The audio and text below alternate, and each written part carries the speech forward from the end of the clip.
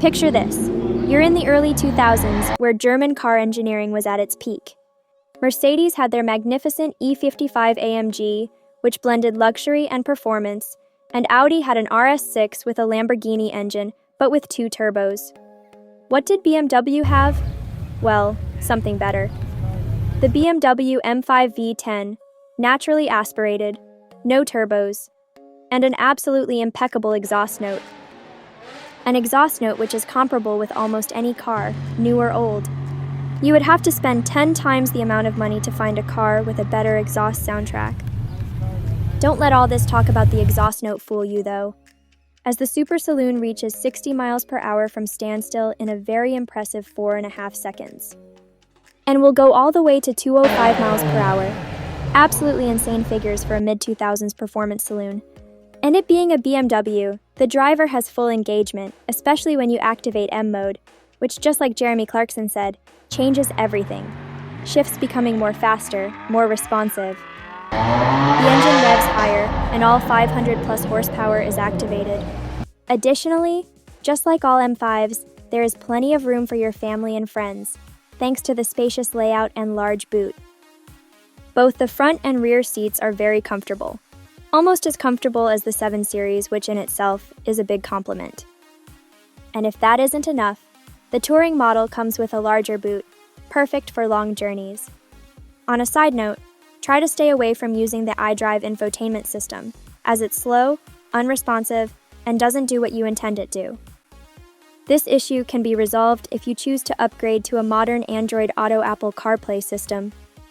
Something that can be done for under £500, but makes a ton of difference if you're going to use the M5 often. It isn't all sunshine and rainbows, however, as the BMW M5 V10 has a major drawback. A drawback that makes 99% of car enthusiasts stay away from owning one of these monsters, and that is the unreliability issue. You will not struggle to find many owner horror stories, and how many were left out of pocket after their beloved M5's engine was beyond repair. An all too common issue when left unserviced and not well kept. And we are not talking about neglect here. You honestly have to treat this car better than you have ever treated any car, because if you don't, you'll find yourself on one of the hundreds of forums warning everyone not to buy this car. So what are the main issues that cause such catastrophic problems?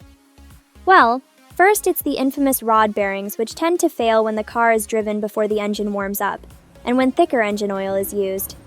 Both these issues can be resolved by owners paying more attention. However, the next issue is not due to owner carelessness. The SMG, short for sequential manual gearbox, is problematic to say the least. In particular, the hydraulic pump found in the SMG fails often due to leaks and other internal issues. And just like other manual transmissions, over time, the clutch will slip and will need to be replaced. If not, the entire gearbox will need to be changed, which in itself will set you back just shy of 30% of the entire car's value. Moreover, the electrical system that works hand in hand with the engine is prone to failure. There are several causes for this. One being low battery and voltage issues. Another cause is the well-known Vanos failing due to faulty solenoids and other components. And if left untreated when you first notice, the engine will eventually need replacing. On the flip side is the fact that so many people stay away from owning an M5 V10, you can now purchase one with fairly low miles for around £20,000. Although higher mileage ones can be found cheaper, paying 20% more for a well-maintained one with low miles ensures you have it all in your hands. As long as you maintain the car, service it on time, and spend more time, effort, and money making sure the car is always pristine, you can even enjoy this V10 monster as your daily driver. So then guys, after knowing all of this, would you still purchase an M5 V10, or is simply not worth the potential headache? Please let me know your thoughts in the comments section below, and until next time, take care.